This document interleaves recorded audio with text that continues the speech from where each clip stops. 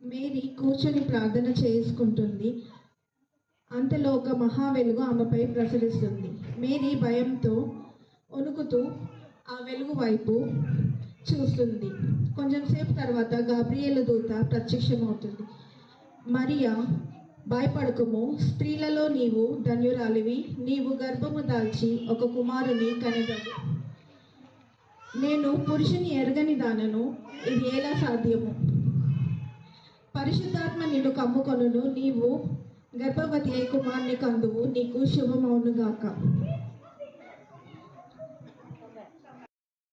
యోసేపు.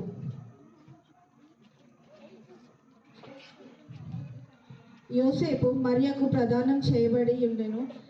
మరియ గర్భవతి అని ఎరిగి ఆమెను విడిచిపెట్టవలనని యోచించుచుండగా యోసేపు తీవ్రంగా మదనపడుచు అటు ఇటు తిరుగుచుండెను. అంతలో ఒక మహా వెలుగు యోసేపు వద్దకు వచ్చును.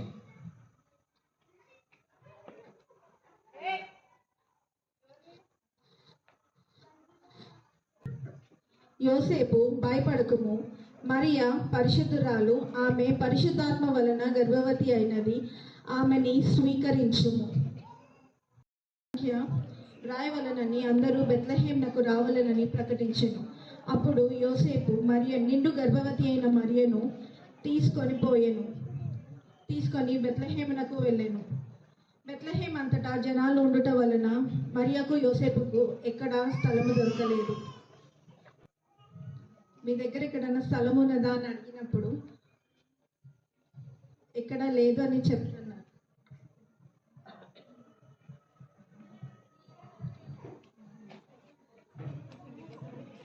స్థలము దొరకకపోవడంతో అచ్చట ఒక పశువుల పాకలో వారు వెళ్ళింది.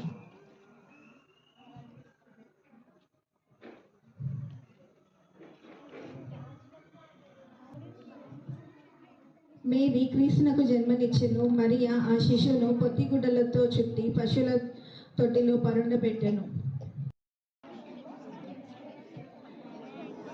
కొందరు గొల్లలు తమ మందను కాయిచు చలి కాచుకొనుచుండిరి.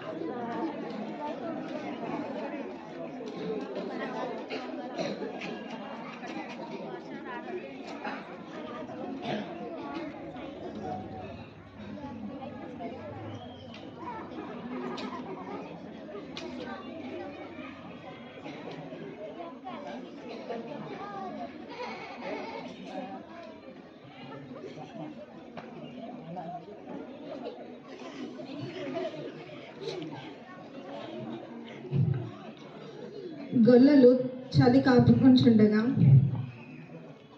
అప్పుడు ఒక గొప్ప వెలుగు వారిపై వచ్చింది. వారు వణుకుచు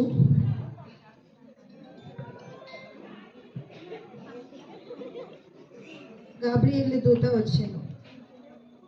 భయపడకుడి, నేడు మీకు ఒక రక్షకుడు పుట్టి ఉన్నాడు, ఆయనను వెళ్ళి సేవించుడి.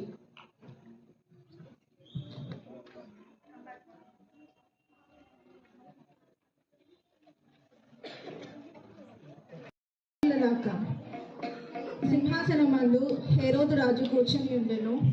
అప్పుడు జ్ఞానులు వాళ్ళ దగ్గరికి వచ్చాను.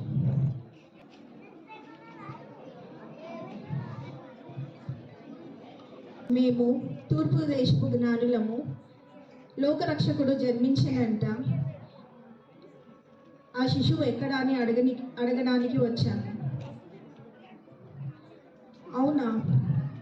మనసులో కోపంతో వారికి వెళ్ళి ఆయనను పూజించుకొని నాకును సమాధానం ఇవ్వండి, నేనును వచ్చి పూజించేదను అని పలికెను.